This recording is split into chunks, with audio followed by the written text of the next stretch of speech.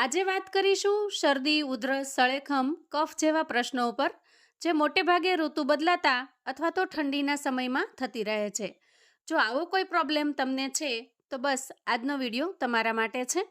આજે હું તમને એક ચમત્કારિક નુસ્ખો બતાવીશ જે માત્ર શરદી, ખાંસી જ દૂર કરશે એવું નહીં, શરદીથી શ્વાસ લેવામાં જે મુશ્કેલી પડે છે, તકલીફ પડે છે તેમાં પણ રાહત આપે છે. આ રેમેડીની એક જ શક્તિ છે, નાગરવેલનું પાન. વિડીયો છેક સુધી જોજો કેમ કે આ હોમ રેમેડી તમને ખૂબ જ ઉપયોગી થશે. આપણી આ હોમ રેમેડી તૈયાર કરવા માટે સૌથી પહેલાં આપણે અહીંયા નાગરવેલના પાન લઈશું. આ રીતે એકદમ સરસ ફ્રેશ અને એકદમ લીલા હોય એવા નાગરવેલના પાન આપણે પસંદ કરીશું. આ રીતે પીળા પડી ગયેલા અથવા તો આવા ડાઘા પડી ગયેલા એવા બગડેલા પાન આપણે નહીં લઈએ.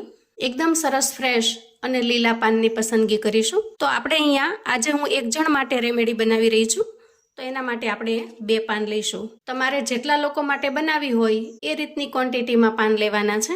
ત્યાર પછીની સામગ્રીમાં આપણે અહીંયા અડધા ઇંચ જેટલા આદુના ટુકડાને ઝીણો ઝીણો ક્રશ કરી લીધો છે અને 3 થી 4 નંગ જેટલા લવિંગ લીધા છે. આ લવિંગને પણ આપણે ક્રશ કરી લેવાના છે અને 1 ચમચી જેટલું આપણે અહીંયા મધ લઈશું.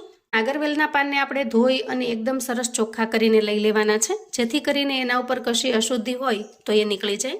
હવે આજની રેમેડી આપણે એક જણ માટે બનાવી રહ્યા છીએ.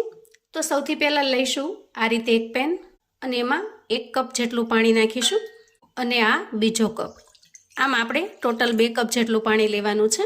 હવે આપણે નાગરવેલના પાનને આપણે ઉપરનો જે ડીટીયાનો ભાગ છે એને કાઢી અને સમારી લેવાનું છે. જુઓ, આ રીતે જે ડીટીયાનો ભાગ છે, રગવાળો ભાગ છે, એને આપણે કાઢી લઈશું અને ત્યાર પછી આ રીતે રગ વગરનું જે પાંદડું છે એને આપણે કટ કરી લઈએ. આ રીતે કટ કરીને ઉમેરવાથી નાગરવેલના પાનની અંદર જે કાંઈ ઔષધિ ગુણો છે એ બધા જ પાણીની અંદર આવી જશે અને શરદી, ખાંસી, ઉધરસ, કફ આ બધું જ માત્ર ચપટી વગાડતા જ દૂર થઈ જશે. આ પ્રયોગને તમે 2 થી 3 વખત કરશો એટલે તમને જે કાંઈ સમસ્યા છે એમાં ઝડપથી આરામ થાય છે. ઝીણા ઝીણા સમારીને પાનને ઉમેરવાના છે અને ખાસ કરીને એનો જે રગનો ભાગ છે એને આપણે દૂર કરી લેવાનો છે, એને બિલકુલ ઉમેરવાનો નથી. નાગરવેલના પાનની અંદર એન્ટી ઇન્ફ્લામેટરી અને એન્ટીબેક્ટેરિયલ તત્વો હોય છે જે ગળાની ખારાશ અને શરદીથી થતા ઇન્ફેક્શનને ખૂબ ઝડપથી દૂર કરે છે અને આરામ આપે છે. આ પાનની અંદર ચમત્કારિક ઔષધીય ગુણો છે અને એટલા માટે જ આયુર્વેદમાં નાગરવેલના પાનનો ઉપયોગ શ્વાસને લગતા પ્રશ્નો માટે વર્ષોથી કરવામાં આવે છે. હવે આપણે ગેસ ઓન કરી અને પેનને ગેસ પર મૂકીશું. આ પાણીને ગરમ કરવા માટે ગેસની ફ્લેમને આપણે એકદમ ધીમી રાખવાની છે, જેથી કરીને આપણે એના અંદર જેટલી વસ્તુ ઉમેરશું એ બધી જ વસ્તુના તત્વો છે એ પાણીની અંદર આવી જશે અને એ રેમેડી પીવાથી તમારા શરદી, ખાંસી, કફ, ઉધરસ, સળેખમ આ બધા જ પ્રશ્નોનું સોલ્યુશન આવી જશે. હવે જુઓ, આપણે પાન કટ કરી અને એમાં ઉમેરી દીધા છે અને પાણીને ગરમ થવા માટે પણ મૂકી દીધું છે. ધીરે ધીરે પાણી ગરમ થઈ રહ્યું છે. એ સમયે આપણે જે 3 લવિંગ લીધા હતા એને મેં આ રીતે અધકચરા ખાંડી લીધા છે, એને ઉમેરી દઈએ. ક્રશ કરેલું આદું ઉમેરી દઈએ અને બધી જ વસ્તુને ધીમા તાપે થવા દઈએ. આપણે અહીંયા 2 કપ જેટલું પાણી ઉમેર્યું છે. ધીરે ધીરે ગરમ કરતા અને ઉકાળતા 2 કપમાંથી 1 કપ જેટલું રહે ત્યાં સુધી આપણે એને ઉકાળવાનું છે. મિત્રો, રસપ્રદ વાત તો એ છે કે નાગરવેલના પાનમાં યુઝિનોલ નામનું તત્વ હોય છે જે મોટે ભાગે આપણને લવિંગમાં જોવા મળે છે, જે નેચરલ એન્ટિસેપ્ટિક પણ છે, જે ઇમ્યુનિટી સિસ્ટમને મજબૂત બનાવે છે અને કફને દૂર કરે છે.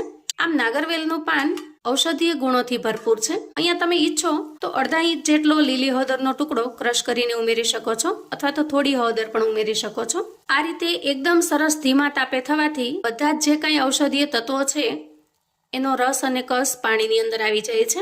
અંદાજે 1 થી 1.5 મિનિટ થતાં અહીંયા પાણીનો કલર ચેન્જ થવા લાગ્યો છે અને પાનનો કલર પણ જે એકદમ સરસ ગ્રીન હતો એમાંથી થોડો ફીકો પડ્યો છે. એટલે કે પાનના જે કાંઈ ઔષધીય ગુણો હતા એ બધા જ પાણીમાં ટ્રાન્સફર થયા છે.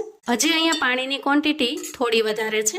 આપણે અહીંયા 1 કપ રહે ત્યાં સુધી સરસ રીતે ગરમ કરવાનું છે. હવે આ રીતે ગરમ થતાં 3 મિનિટ જેટલો સમય થયો છે અને પાણી પણ 1 કપ જેટલું રહ્યું છે. તો ગેસની ફ્લેમને આપણે અહીંયા બંધ કરીશું અને થોડું હુંફાળું થાય ત્યાં સુધી એને ઠરવા દઈશું. હવે આપણે તૈયાર થયેલી રેમેડીને ગળી લઈએ. આ રીતે ગળણી લઈ અને ગાળી લઈશું. જુઓ, અહીંયા આપણે જે 2 કપ પાણી મૂક્યું હતું એમાંથી એક્ઝેક્ટ 1 કપ જેટલું વધ્યું છે. અત્યારે આ પાણી હુંફાળું ગરમ છે. અહીંયા તમે જોઈ શકો છો કિનારી ઉપર જે બાષ્પ લાગી છે, એટલે ઉપાય તરીકે આપણે હુંફાળું પાણી પીવાનું છે. હવે આ રીતે તૈયાર થઈ જાય એટલે આપણે 1 ચમચી એમાં મધ ઉમેરીશું અને સારી રીતે મિક્સ કરી લઈશું. તો મિત્રો, ગમે તેવી શરદી, ઉધરસ, કફ કે સળેખમ હશે, આ ઉપાય માત્ર 2 થી 3 દિવસ કરવાથી તરત જ અને ઝડપથી આરામ થશે. આ ઉપાયને તમે સવારે નાસ્તો કર્યા પછી અને સાંજે સૂતા પહેલા એટલે કે દિવસમાં 2 વખત કરી શકો છો.